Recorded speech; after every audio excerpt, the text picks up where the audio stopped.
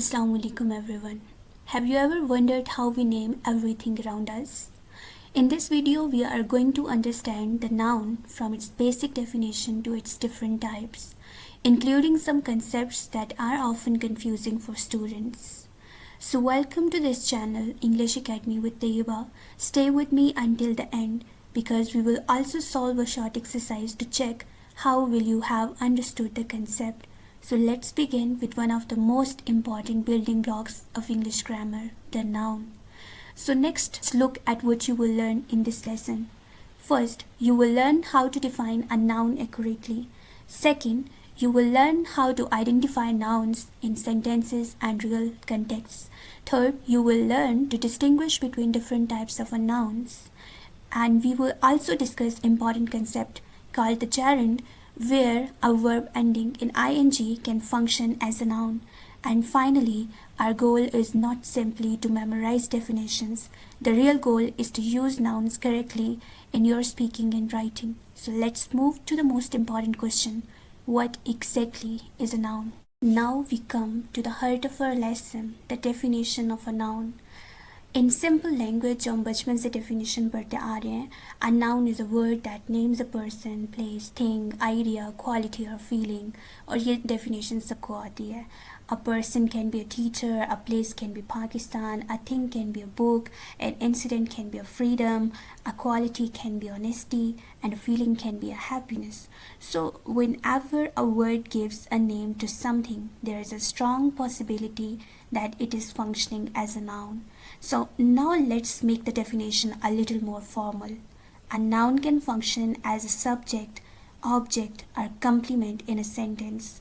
और जब हम subject की बात करते हैं, subject is the doer of an action, object is the receiver of an action, and complement always adds some additional meaning to the sentence.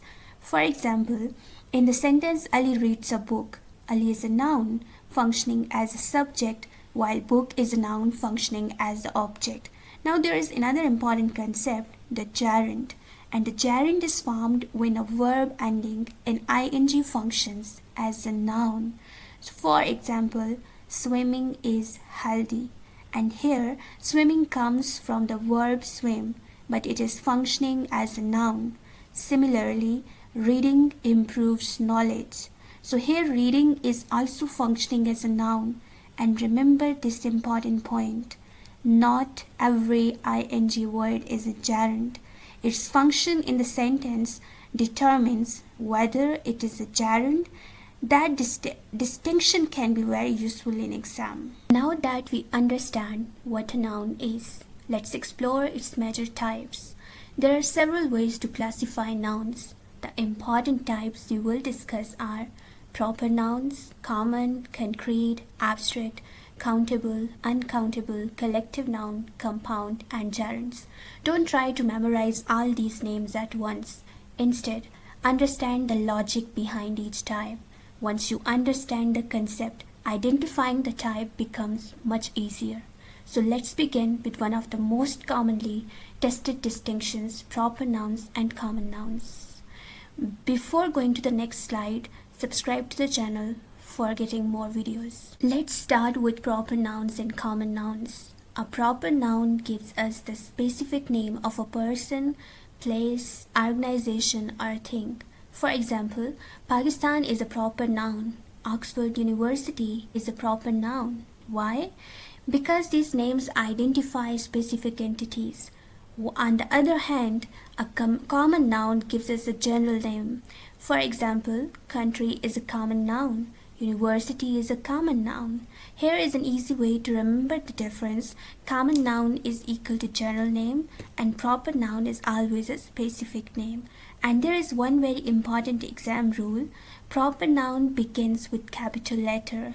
We always write Pakistan with capital letter, not a small p.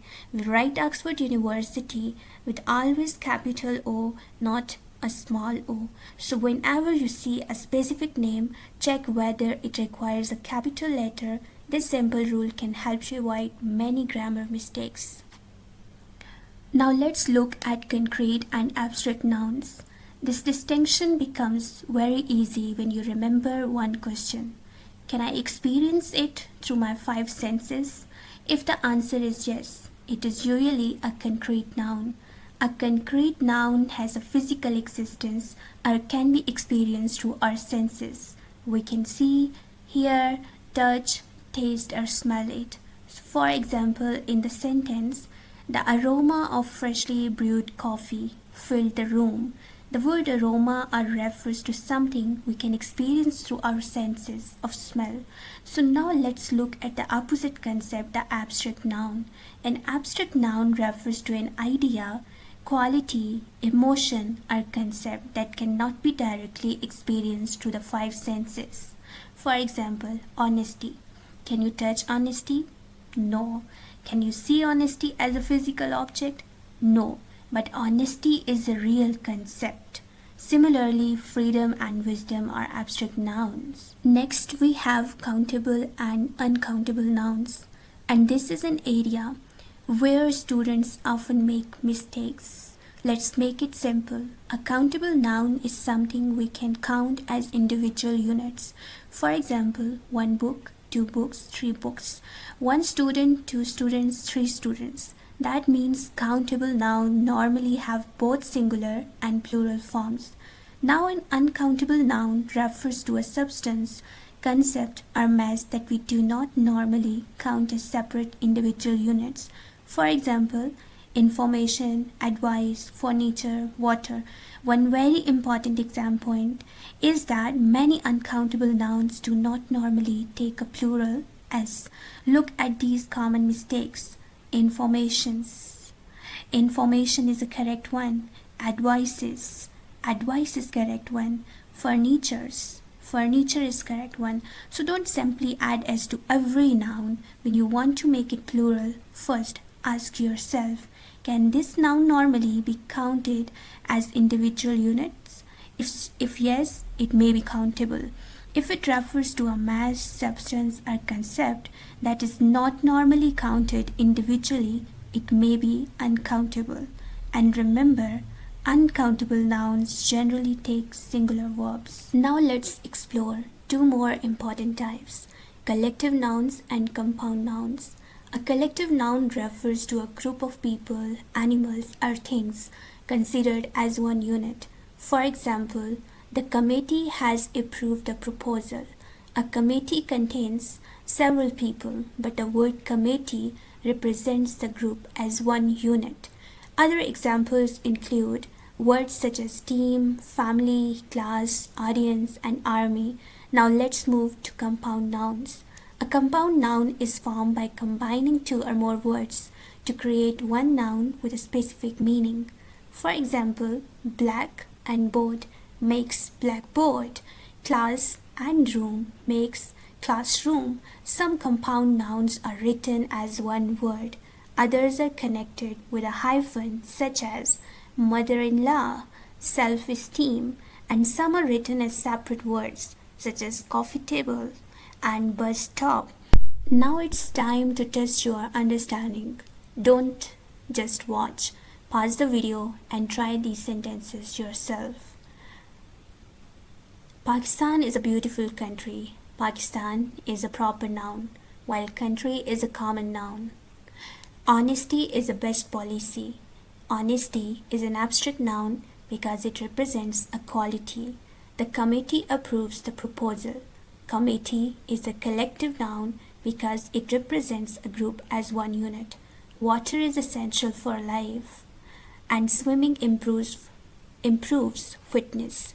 ये दोनों sentences आपके लिए हैं और आप comments में बताएंगे कि ये कौन से noun हैं. And that brings us to the end of our lesson on nouns and their types. Remember, grammar is not about memorizing hundreds of rules. Grammar becomes easy when you understand the concept behind the rules.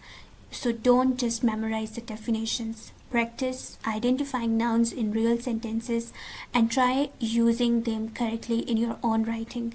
If you found this lesson helpful, like this video, share it with your classmates and friends, and subscribe to the channel for more clear and exam-focused English lessons. And if you have any question about nouns, their types or gerunds, drop your question in the comment section below. Keep learning, keep practicing, and keep improving your English. Thank you for watching, and we'll see you in the next lesson. Khuda Hafiz.